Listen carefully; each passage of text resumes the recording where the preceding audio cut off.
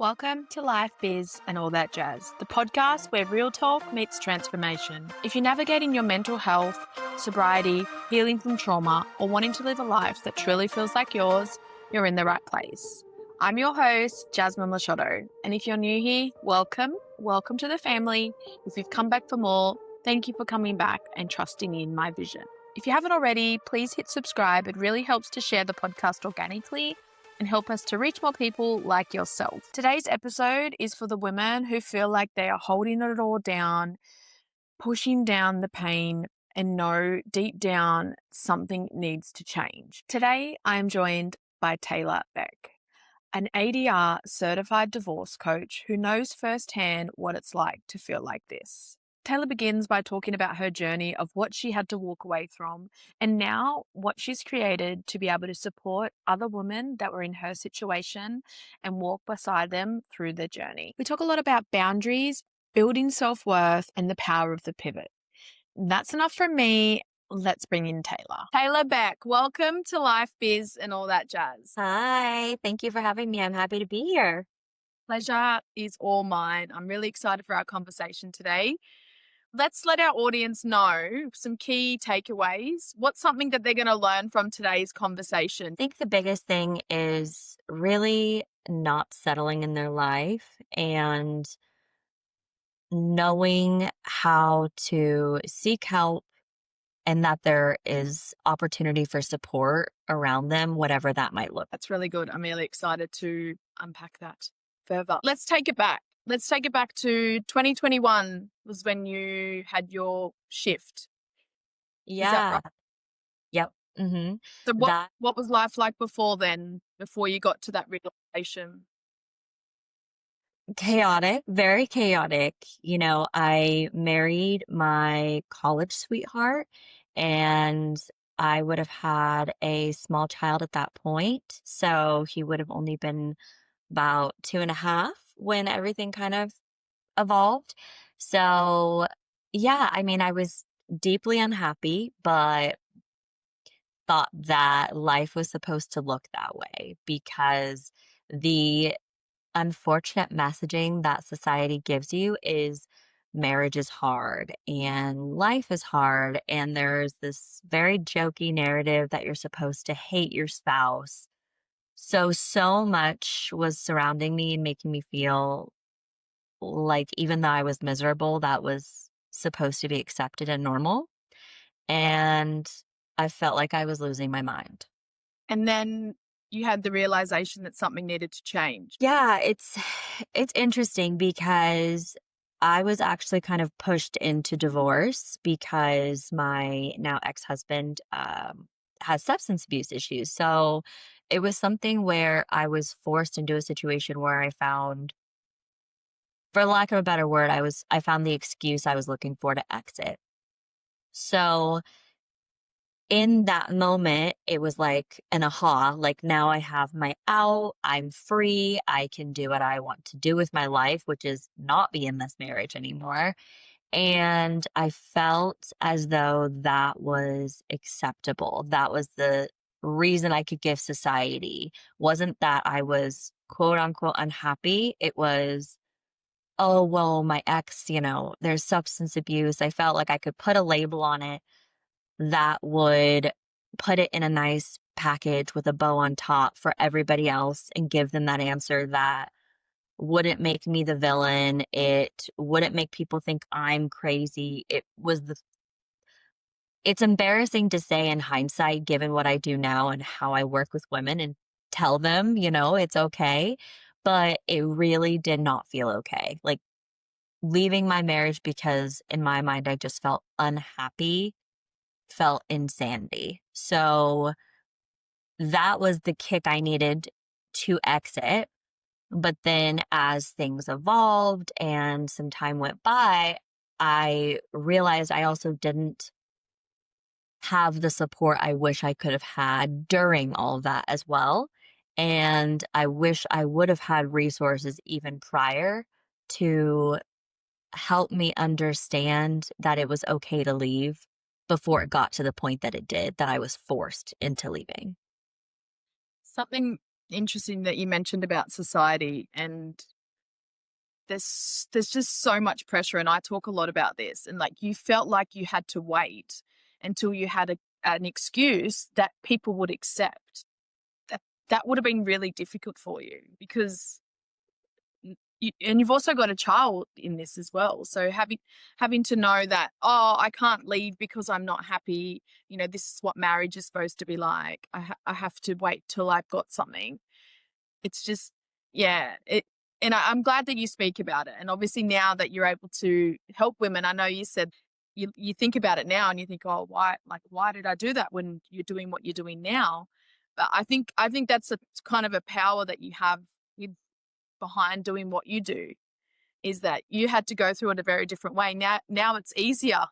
Do you think the way that you can help women, like you've had that experience and now you get the other side? I hope so. I think the flip is that the consistent feedback I receive not from clients, but from outsiders, on my marketing or social media is it's not easy. And that's constantly a narrative I am really passionate about addressing because easy also doesn't equate to good. You know, it probably would have been easier in some circumstances for me to stay in a marriage that I was miserable in. It would have been easier to keep status quo and not go through the mess that, you know, follows the chaos of divorce. But does that mean, it would have been worth my unhappiness that also my son would have witnessed growing up? He would have witnessed a really horrible toxic marriage. He would have witnessed a lot of behaviors that I would not want him modeling. I would not want him growing up normalizing.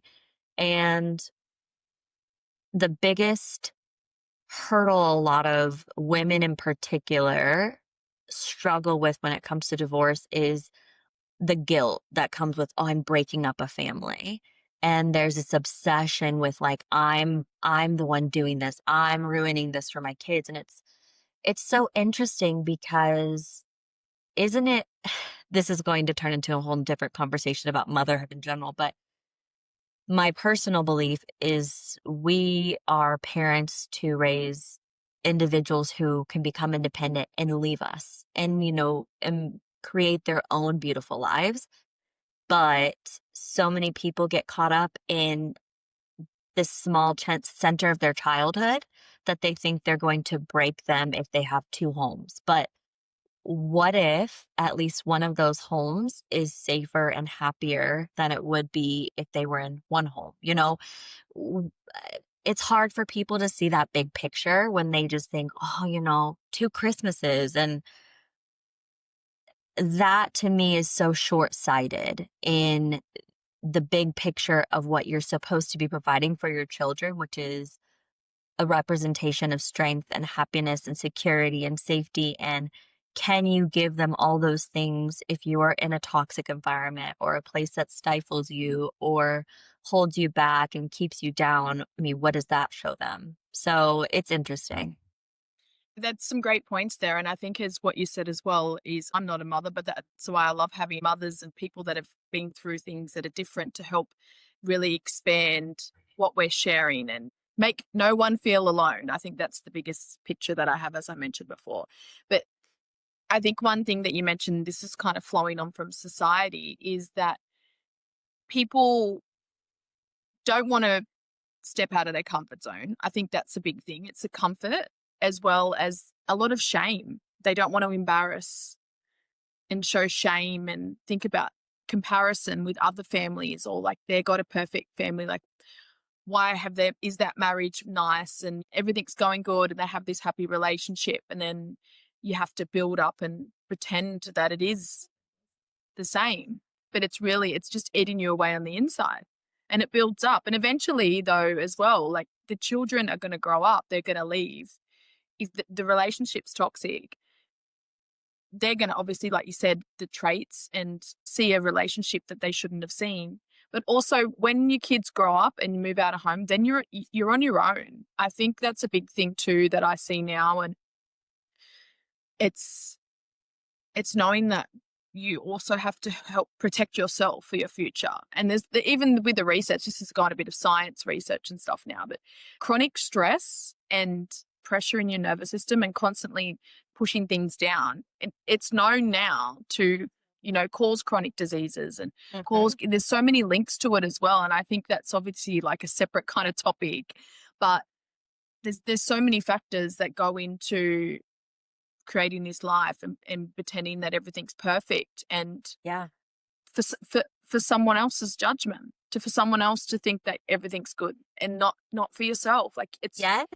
we get one life, like it's one life, and I get so passionate when I say that. I know. I could stand on like a soapbox about this forever, and going into and not to get super like medical with this, but even like myself, like I was on anxiety medication at one point, and I that is no shame to medication. I think it saves lives and is amazing.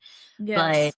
when I got out of that marriage, I didn't need it anymore. Like it turns out so much of my anxiety was created because of the environment I was in. And again, it with the things that society creates in those situations, there are studies that actually show that children as young, I want to say it's 6 months, don't quote me on that, but I do believe it's around that age. Children can even like start to develop their own anxiety when they can hear fighting Yes. doors and in their household and things like that. So I think of my son now, who he is almost 7, and he would have experienced and heard, I mean, we lived in a small house. He would have heard all of the yelling and horrible arguments from such a young age, and the guilt that I have over subjecting him to that. He was obviously always loved. It's not that he was mistreated, but I do think there is so much more harm it does to children being in those environments, even if they are not, even if parents are perceiving that it's not directly impacting them just because they're not the center of the fights. It absolutely is. Like that Yeah. kind of hostility or the way people speak to one another, raising your voices, all of that stuff is so impactful from such a young age in ways I really don't think people are aware of until the damage has been done. Yeah, I agree with that. And going back, I'll touch on a little bit with my childhood growing up. My dad had bipolar, Hmm. and some days were good, some days were bad. Like he tried to be his best. Obviously, there was mental health involved. It was a little Yeah. bit different, but seeing arguments and just feeling the tension, you do realize that. And then I went on to have certain relationships where I tried to be like a fixer. And, I've come full circle now. And that's why, I love to share about it. But you don't think about it. And I know it can be hard when mental health is involved because it's not wanting to leave someone for that reason. It's Yeah. very different. And this is going back years ago. So now I think it's a little bit different. There's more help out there. There's more support to try and make a relationship work, because I guess there's kind of two sides. There's someone is struggling and it's affecting your relationship, or someone just doesn't care, has no respect, is abusive. Do you Yeah. see that in that way? To an extent, I think Mm, I take mental health so seriously and yes. think it's really important. So I don't want to say that lightly, and that I believe people should leave just to leave. So many people hear divorce coaching and they think that you are like encouraging divorce and all of these breakups. And it's such a complicated matter because every situation really is different. And at the end of the day, it really it really depends, like you said, about what someone is willing to put into the relationship to make those changes. Yes. So, mental health or no mental health in the picture, one of my favorite lines is an apology without change is just manipulation. And that is so true for any relationship. That could be platonic and friendship. And, it's not just romantic, but a lot of times when are things like substance abuse, mental health, other things that are real issues and should be taken seriously, I think there is a huge misconception that just because you made a vow that you have to stick by this person, you know, what is your comfort level like with them? Are they making the changes you need to see to feel safe within the relationship? Like there are so many different things that everybody's threshold is different, right? And certain people are going to have completely different boundaries and expectations than other people. So I think that's where the biggest question comes in mind where there are two sides, absolutely, but then it comes into the threshold piece because I also love to ask clients, if your situation stays exactly as it's going right now, there's no change, exactly as it is today, are you comfortable with that? Like, are you going to want to be in this 10, 20, 50 years down the line? Because a lot of people do get lost in this hope, this idea, well, this is the person they could be, this is the potential of what they could be. And not to discredit that, but like you said, there is only one life. Every single day we could die tomorrow. So are you comfortable in the situation exactly as it stands if there is no true inkling at all that there is going to be improvement? Well said. Definitely well said. You can't make someone change. I think No. that's what the biggest thing is. And is when people come to work with you, they're fully have they're divorced. They've decided they want a divorce, or is it? And I know you can't obviously speak about anything in particular, but just for someone that's needing this support, do they need to be in the process of divorce, or does it need to be kind of they're deciding to do it? Where do you fall in the lines? Yeah, that's a great question. It's all stages. So I actually work with a lot of people that are deciding to stay or Mm. go. And a lot of them make the decision to stay, but I still work with them because what we work on then is Wow, boundaries, great. expectations. A lot of times they've decided to stay, but then they say, I have a timeline. Like, if things are still the same within the next 6 months, I want to revisit this. And I'm also here to hold them accountable to that. It's not my job. I'm not forcing them to do anything, but just kind of that checkpoint like, hey, this is where we were when we started. Now this is the point. What are you wanting to do? And sometimes it's exactly the same and they still choose to stay. And most of the time if that is how it goes, our work is kind of done together because what we allow is what will continue. So if somebody wants to stay in that cycle, that is their own business, but that's a little bit outside the scope of what my purpose is. Yes. So I do work with individuals like that. I also work with during the process, right? So I would say a huge majority of my clients are high conflict cases or women who have been stay at home moms and are redefining their entire identity.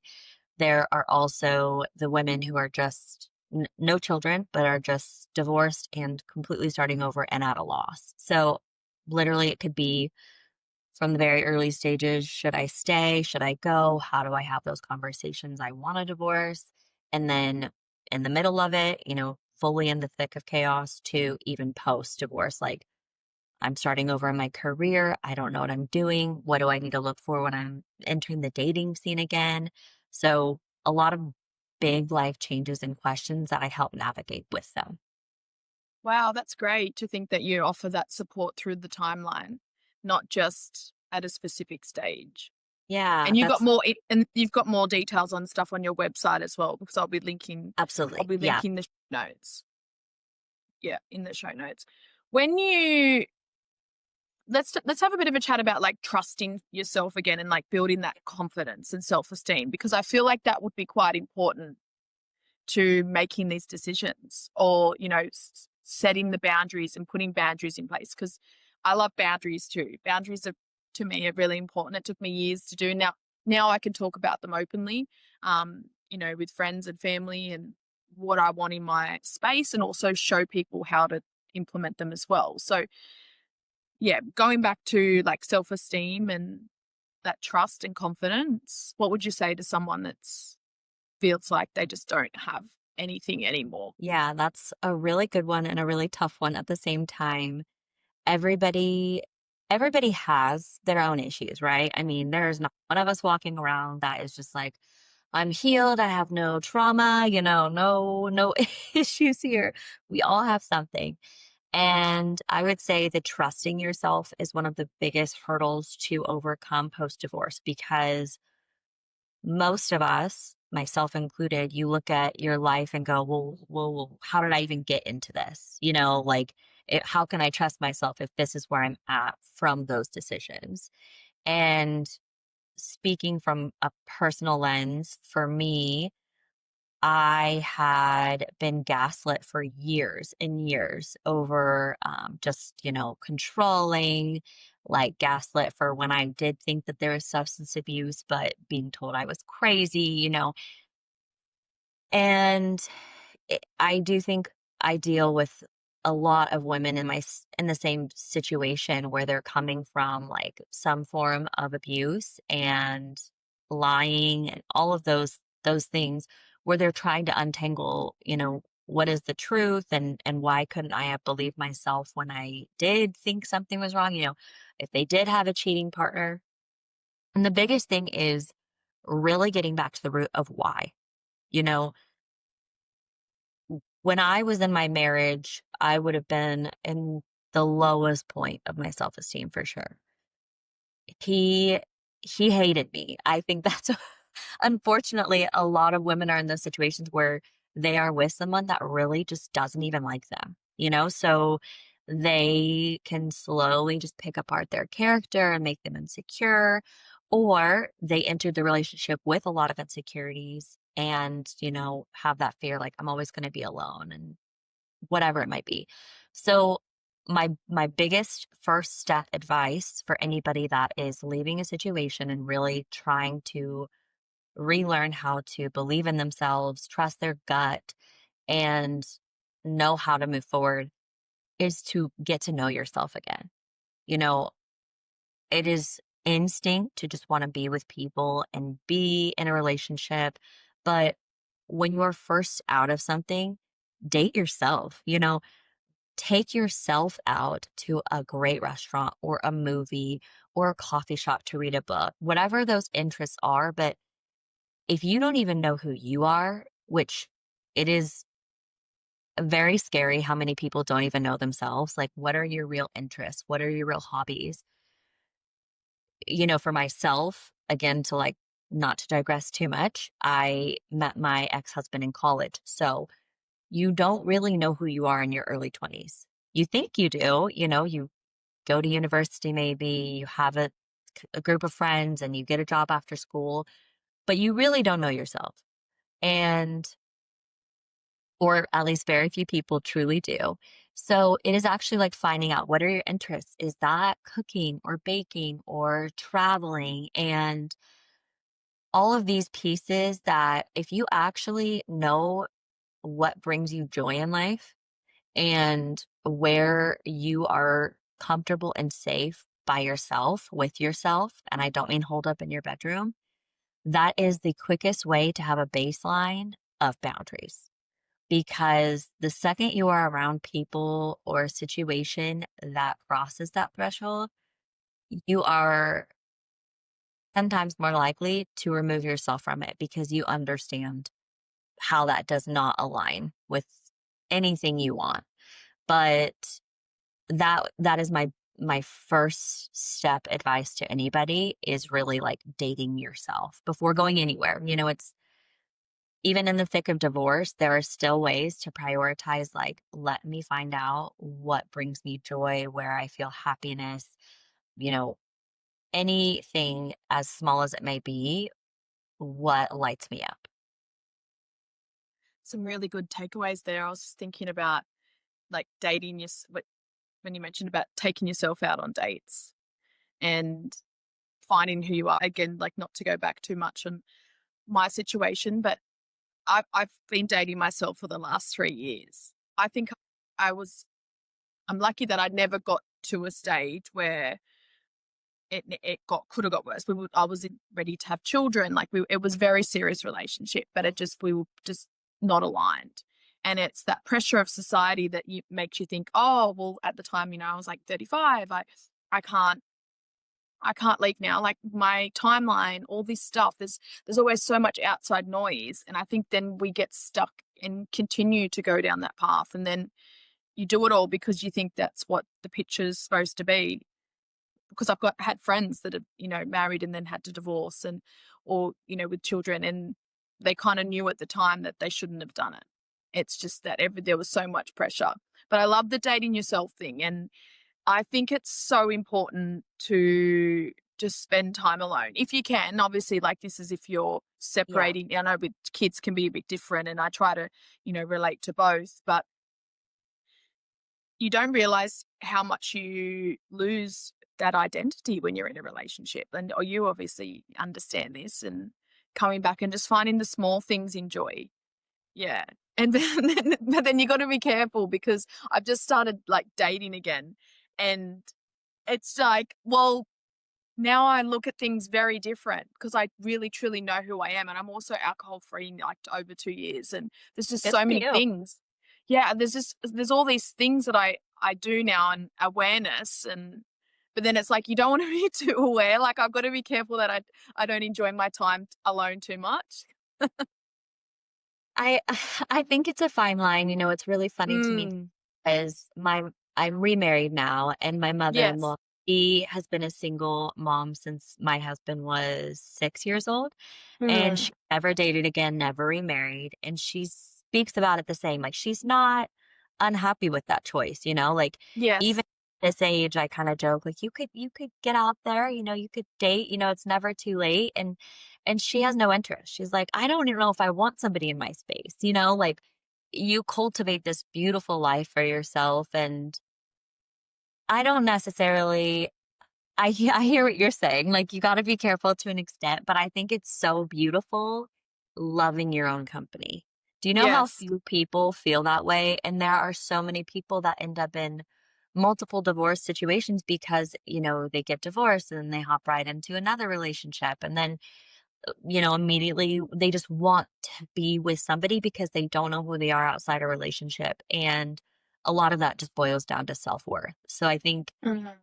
it is a beautiful thing to really love your own company because it means you truly love yourself. Like you love what you bring to the table, and who you are in your own company. And that is not something a lot of people can say. Yeah. It has a sense of I feel proud, like you kind of, yeah, yeah. So thanks for making me feel better Yeah, about that you're welcome. situation. I mean it though. I think it's beautiful. Yeah. Yeah. And because I travel a lot on my own too. Because a lot of all my friends, their kids have kids and stuff. And Yeah. yeah, I just recently got back from traveling for 6 weeks on my own, and I go to dinner. I meet people out and like, stuff like that. But I love just sitting there and ordering everything on the menu and having the whole table. Yeah. I still love to travel alone. I still like to do things. I've Yes. gone to so many concerts by myself at this point. I don't know, and it's so funny because I actually was, like, 6 weeks pregnant with my second because I had another child with my now husband, and my favorite artist was in, Austin, Texas, and I was like, "No, I'm going to this." So, I went and I had a hotel by myself, and, I made friends with some people there, and everybody was like, "You are by yourself? You're pregnant?" And, like, whenever I'm like, I can enjoy my own company and, like, the music is what matters to me and, like, experiencing this, like, I don't know. I think it's I really love cool. that. I Yeah. love that. And I think that's really important. And I don't know whether it's like because you had that relationship with yourself before you got into another marriage, you feel like you just continued that. Because I think that's really, really important. And that's something that in the future, because I look forward to meeting my person and having Yeah. kids and all that stuff. And I think that when you go into a relationship knowing yourself now, I just think it'll be so different, like the communication and knowing Mhm. that you need to have your own time because you can be a better mum and partner. And, I Absolutely. see that all the time when my friends, if we have like a girls' trip and then they just say how like relaxed they feel and they go back just to, even if it's just once every 6 months or a year, I think, yeah, we don't realize that power of stepping away from a situation and giving our me time because as the saying goes, you can't pour from an empty cup. It is so true, and whether or not that's in parenthood, like, even just in a relationship, so many Yes. people are more comfortable losing themselves. And, you know, my husband is my best friend. Like, I love him and we have so much fun together, but I still love girl time. I still love solo time. You know, like, Mm. we both have our life away from one another. And I think that's really, really important because as much as he is still like my number one always, a lot of times you can get yourself into a bit of trouble if that is your whole world. Like so many people make their person or their partner their identity. And then I think that's where you can get a little bit lost, you know, and if things do start to go awry, I think it's easier to make excuses. It's easier to, you know, turn a blind eye because you feel you don't have any other choice. You know, that's who you've kind of enmesh yourself with. So you have to be a little bit careful and still really keep your own identity even within a relationship. And when you spend enough time around someone, you do pick up on their traits and their characteristics. Eating, diets, there's so many things. And that's kind of would be more of a stepping stone to creating their habits. And I guess if someone's a little bit more dominant in a relationship, or not in a negative way, but you know, you do more things that they like, or they might be more social, so you hang out with their friends more or go to things that they do more. It's like Mhm. things slowly shift. And we don't have enough time in the day as it is to Yeah. prioritize our own self. So just having that time.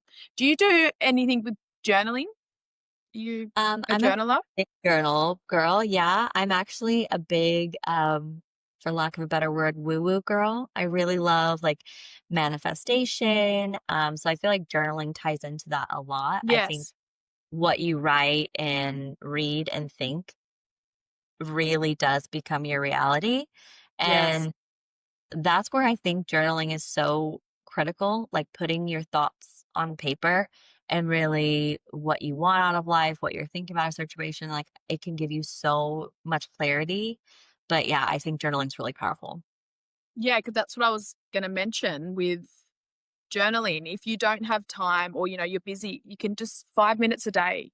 Like, even if you don't have like, most people can fit in 5, you have to try and prioritize that. But if that's one little step that you can start, I always recommend journaling. And I think a Yeah. big thing, even if you don't know what to write your feelings, or just write how you wanna feel for the day. That's just like setting your intentions for the day. If, you know, if you're in a rut and you're really trying to shift that mindset, yeah, I love journaling. Yeah, in tune with the writing, like, you know, what you're feeling or whatnot. My biggest advice for people that don't know where to begin as well is to write what you're grateful for in that moment. You know, when we're in Yes. negative situations or you know, we all can get into our own little mental whirlwind. It's really eye opening to sit there and actually like practice gratitude. And it does become muscle memory when you put it into practice every single day, even if it really is 2 minutes of your time to write down like what you were grateful for in that moment, that day, that week. Because if you can't come up with one thing, that is a bigger issue to maybe look at, but you should be able to Mhm. come one thing you are grateful for, and gratitude can truly shift everything. Just being grateful for knowing that everything that you have is enough as well, I think. And in things, obviously, in these situations, there's things that can get better, and For sure. things that you want to change. But I feel like there's got to be, yeah, just being here, like being in this world and being able to like see and write, like that's just base. You know, people might not be thinking about that when they're in the thick of it, but it's I just like know, it's but that's a mindset. I that is where I yeah, come from with the perspective of the gratitude specifically, and where I encourage people to practice it more is it's human nature to just be caught up in our own bullshit and get caught up in the bad and, you know, say, oh, this isn't what I wanted in my life. I'm divorced. You know, lawyers are mhm. expensive or what all. It is so much easier to focus on the laundry list of what we perceive as negative versus thinking, I have access to a lawyer. I get to choose who I move forward with. I have peace in my room, even if all you have is a room. I have water to drink. I have eyes to see. There's so many ways to practice being grateful. And there are so many studies that show the more you practice that, like your mindset cannot help but improve. You probably be one who does like visualization. You in I Hmm. feel like, yeah, that's something I think is big too. And I did an episode, solo episode on that when I started the podcast, because I kind of went through things that I did to help me through my journey. And one thing with visualization is I found was so, and this is like science back. So you can research this. If you're listening and thinking that this isn't right, you can look this up.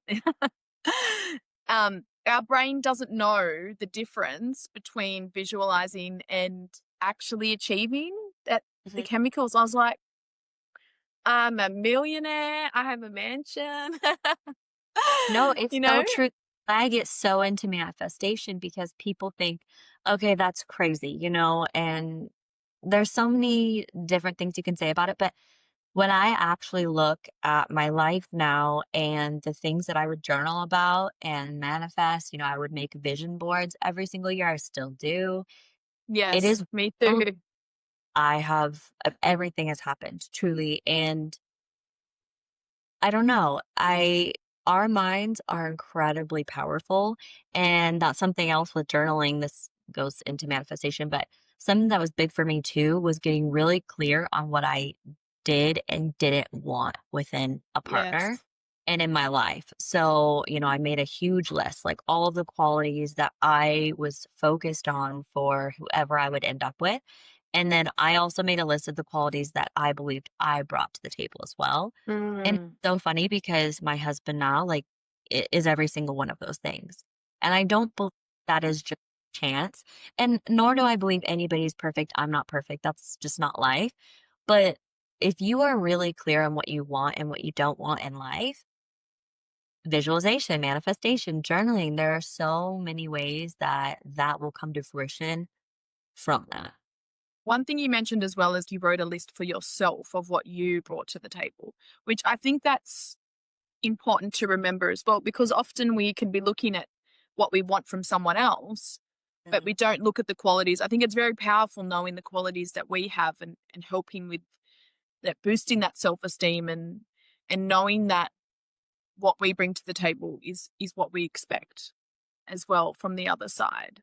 Because I think That's it's, well, easy to get caught up in relationships, and I'm guilty of this, is just wanting them to like me, and putting up with so much because I'd like didn't want to lose that, and I was like, no, Mhm. like this is it, like it has to be it. But then I'm like, well, this isn't what I want anyway. It's just, it's easy to get lost in that. But I think the biggest thing is I don't know if you agree with this, but just self-compassion. Do you find, because when you're in a toxic relationship, or marriage, and you could already be feeling so down, and you know like nothing can get better. But I Mhm. think if you just know that you're doing your best. Yeah, I think it's really important to remember that you should meet yourself wherever you're at. So Yes. we expect perfection from ourselves. And it's really powerful when you think about the way that we speak to ourselves internally. And for me personally, to think, well, would I talk to my child like that? Would I talk to my spouse the way I'm talking to myself, or my best friend? And the answer is no. So why do we think it's okay to have that kind of dialogue with ourselves? And to your point, you mentioned, kind of not changing yourself, but forgetting what you bring to the table in a relationship just because you want to be liked. And I also really see how often we water down ourselves to be compatible with everybody else, or to give them this version that we believe will make them like us more and all of that. So it is really important to I don't know if you could relate to this, but when I grew up, there was this narrative that you don't want to be like egotistical. You don't want to you want to be humble, be very very gracious. And while I respect that tremendously and I do agree with that to an extent, somewhere along the way, I believe it's really easy that you forget to also like brag about yourself, in the ways that can help you feel really proud of like who you are and where you're at. And, even if you're just somebody that feels like at your lowest of lows, if you got out of bed today, like you deserve to feel really proud of yourself for that. Existing can be so hard. And in the day and age of TikTok and Instagram and Facebook, you touched on this a little bit earlier, we compare our lives and relationships and situations to everybody else, so there's all these societal pressures, but we rarely remind ourselves that everybody else's like highlight reel is also not real. And there's so much more behind that. So even if the best thing you did today was eat, like that's a great thing to nourish yourself and you should feel proud for that. But we forget to really celebrate those things. Oh, I love that.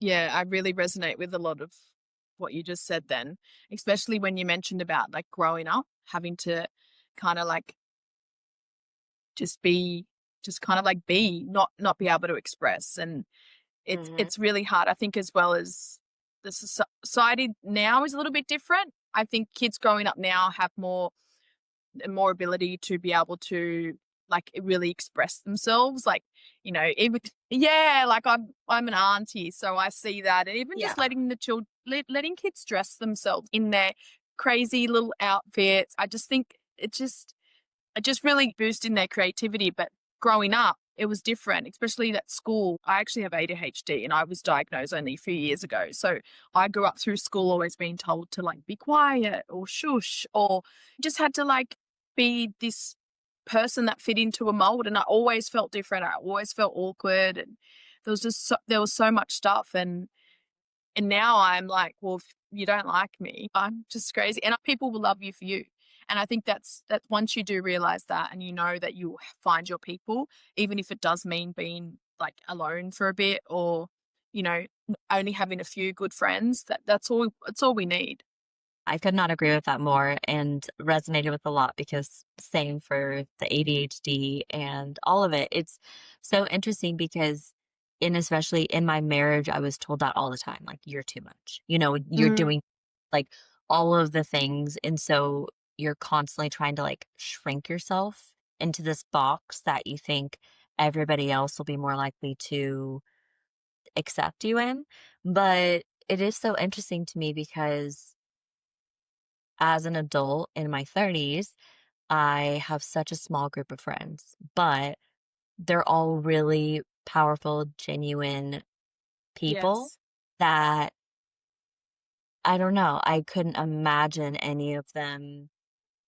They're like my biggest hype people. And when I look back at like a lot of the people I surrounded myself with previously from college into my first marriage, so judgmental, so unhappy, so there was somebody like asked me one time, they were like, when you're leaving a situation with your girlfriends or anybody, but girlfriends in particular is where it came up.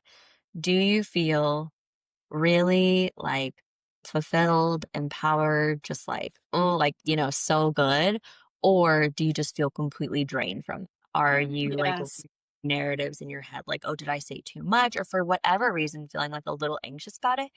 That's not normal. Again, I feel like so much of that is like normalized, especially like myself. Like I just inherently like am very type A and can be more anxious or just high strung. And you think, oh, well, that's just me. Like I'm just overthinking, but it's like, no, when you are actually with the right people, platonic or otherwise, you don't get this like unhealthy pit. You don't feel drained after those type of interactions ever. That's not normal. That's so true. And we think just because you have been friends with someone for so long, or you just don't want to have that awkward conversation. But once you're aware of it, you just explained it perfectly. once you're aware that it's not normal to feel drained after situations. And that's when I think it comes to having strong boundaries and setting the boundaries and knowing that unfortunately not everyone is for us, and it can be done in a nice way. But if people, like you said, like your friends you had earlier were judgmental and like the kind of not aligned with you, you don't need to be friends with people that are like that. And it's hard, I guess, shifting from that. How did you remove yourself from that situation? You know, it's it's really painful because I feel like in my 30s with 2 children, there are certain things I look back at and I'm like, that was really strange or like very juvenile, because transparently, I've not yet had one situation where it's been like a true conversation. But a really good example, I was really good friends with this girl through college, and she was definitely someone that it would have been more of a one-sided friendship. Like, looking back, I gave a lot to the friendship with not a lot reciprocated in terms of, like, what I brought to the table. And when I got divorced, I was in the middle of my divorce or my divorce had just started. Like, we had separated, and then about, like, a month later, she was having a bachelorette party. And she actually had became really close with my ex or soon to be ex sister-in-law, who was a little bit younger than us. And my ex sister-in-law had caused a lot of drama, like blocked me on everything the second my ex and I separated. So I was going through some other things too. Like, I had also had a miscarriage and whatnot, but it was this whole ordeal where I was like, hey, I'm not in a good place right now. Like, I can't go to this bachelorette party. It wasn't for lack of wanting to be there for her, but in my head, I was like, this is going to be, I'm, depressed. I just went through a miscarriage. I don't really want to be around this person I know hates me when I'm in the middle of this horrible situation with her brother. It was so uncomfortable. And she ended up not speaking to me for months. And then I was still in her wedding. And it was one of those things where she basically was just like horribly mad at me for it, like had 0 ounce of sympathy or empathy to what I had been going through. And yet I still showed up as a bridesmaid in her wedding. And then she celebrated my 30th birthday with me. And then we never spoke again. It was crazy in the sense of I think both of us kind of realized it was no longer aligned. There was no big fallout and there's no ill feelings. It was just one of those things where I had 0 desire to try to keep up with a person that was clearly not my friend in the way I needed or deserved. But where I feel embarrassed about it now is like, I wanna give that version of me a big hug because I wanna be like, "Oh, what," like, I apologized to her, when I couldn't go, and it's like, if it had been reversed, if that were me, oh my gosh, I wouldn't even have expected somebody to show up for me for a bachelorette party. But how I was treated in that situation, and I mean, I could give a million other examples for other situations like that, but I think it all goes back again to our value and how we feel about ourselves. Because at that time, I still felt really bad about myself and I was still really concerned about the perception and what people thought of me and who liked me. And that is just so far from who I am today that it's laughable. But I do feel for all the women that and men too, that put themselves in situations with people that really do not have their best interest at heart and are not good people. So I wish it were easier for people to understand like when they should walk away. If that makes sense? Yes, that's such a great way to put it, because we think that we need to, like I mentioned before, is just to be around people and to be friends with them. And we don't realize the power of free will. It's such a simple term, but Yep. especially what you said, and this is a big thing I think with boundaries as well, is like you're allowed to say no to go to an event. And if someone cares about you, they're gonna want to be there and support you, be like, oh wow, you can't come to this day. It must be really bad what you're going through. If you Mhm. can't be there for me, not angry at someone because they can't be there for you. it's really reframing that and having people around that are understanding and really accept that things happen and we can't all show up 100%. And I think it was nice of you not to go because you probably would have felt that you would have been a bit of a burden. Mm-hmm. You had the respect to not go there and not want to make it about you, because you would have probably felt like going there. And then also you removed yourself from what could have been an argument. Yeah, I think it was a really good way that you explained that. Yeah, I mean, to every situation their own, but I'm sure you can relate to this also. The older you get, when you're in your 20s, everything, and I'm not saying it doesn't later on in life, but so much in your 20s feels so all-encompassing in a similar way it does when you're in high school, right? Like, this is the end of the world, and what am I gonna do? And Yeah. it's so funny to me to see all the different, like, major life events in my 20s and how I'm grateful for all of them to this day, every single one.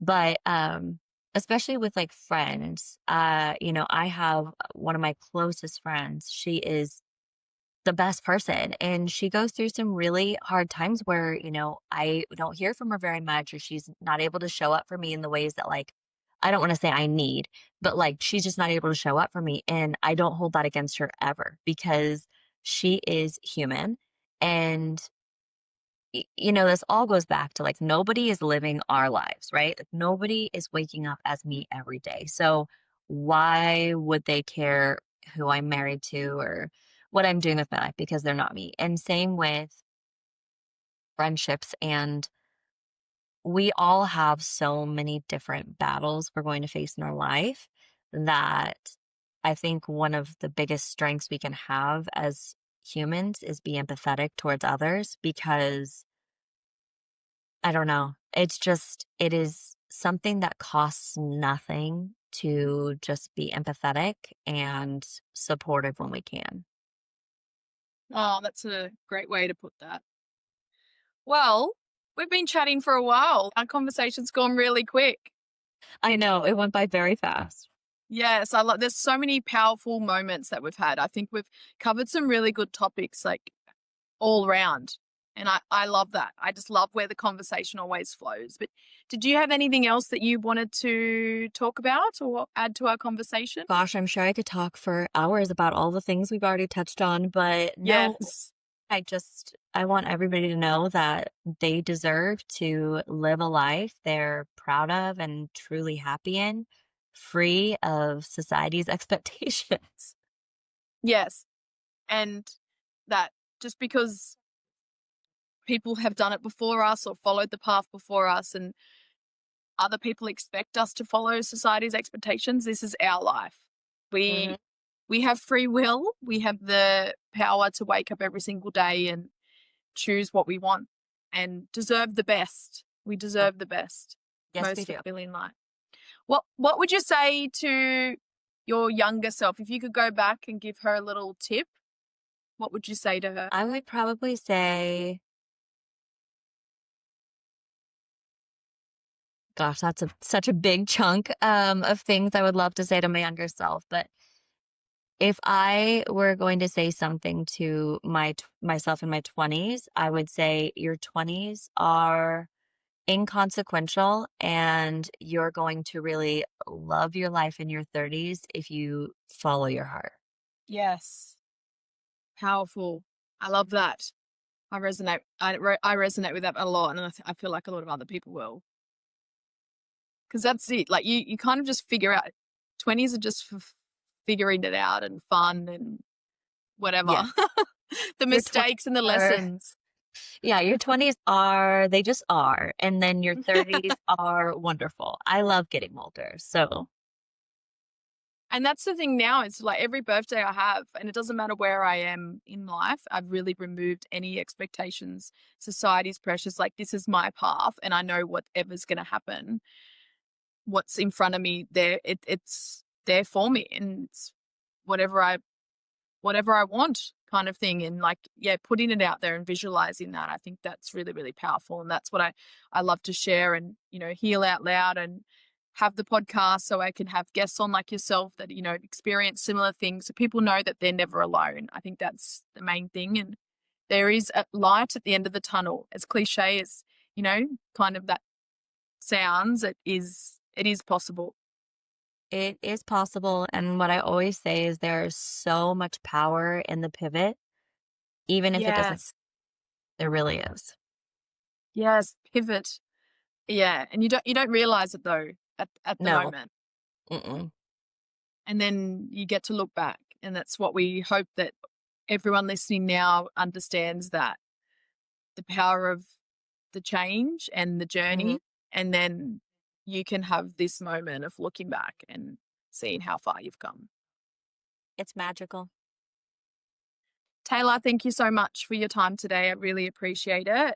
I will be linking all your socials and website in the show notes. So we'll have all the details in there. And to everybody else, just remember it's progress, not perfection. And I will see you next week.